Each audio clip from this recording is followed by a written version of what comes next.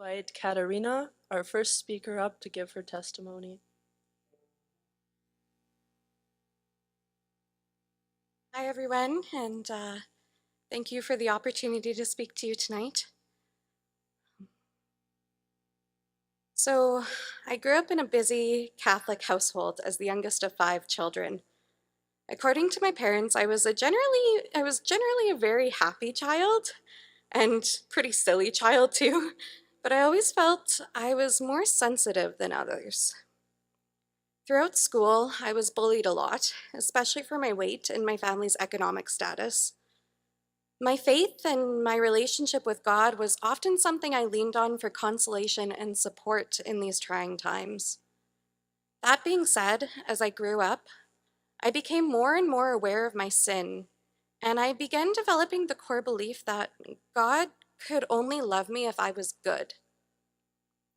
As a result, I often blamed myself for the bad things that happened to me.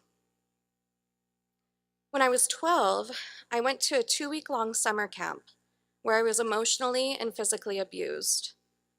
Again, feeling like what had happened to me was my fault, I didn't tell anyone until years later about what occurred there. Shortly after returning home from this camp, I began suffering from severe insomnia, anxiety, depression, and an eating disorder.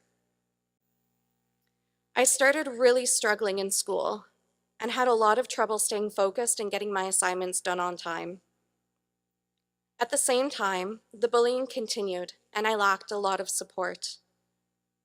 At the age of 14, after being too afraid to leave the house for a month, I attempted suicide for the first time. I wanted the pain to end, and I was crying out for help. I also ended up in an impure relationship, and because of how desperate I was to feel love and accepted, I remained in this relationship even after it got abusive. This ultimately made me feel like God absolutely could not love me anymore. So I left the church at 15 and declared myself an atheist. Over the next few years, I had ups and downs and attempted suicide more times than I can count. At a rock bottom in my life, I returned to the church. And while I experienced a lot of healing from this return, I still struggled a lot with my mental health. At another major low, and spurred on by a need for a medication adjustment, I lost control of myself and got in trouble with the law. Thankfully, I received the professional help I needed, and by the grace of God, I was able to hold on to the hope that my life was still worth living. For the past year and a half, I've been working with an amazing Christian therapist who has helped me heal from a lot of the trauma of my past and regain freedom in my life. I am so happy to be alive.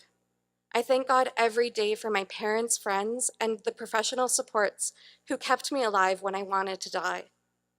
That being said, things can change quickly for me. And while I am hopeful that even throughout suffering and intense emotions, I can stay grounded and trust the Lord, there is always the potential that a depressive episode could lead me back into a dark place of suicidal ideation. Mental illness has led me to lose control of myself in the past, and it's why I am grateful that mental health professionals have been required by law to safeguard my life. I fear the dangers of MAID for myself and others who may find themselves in similar circumstances. Knowing how crucial it is to do more to address mental illness, including in the church, is what gave me the courage and confidence to share my story with you all today.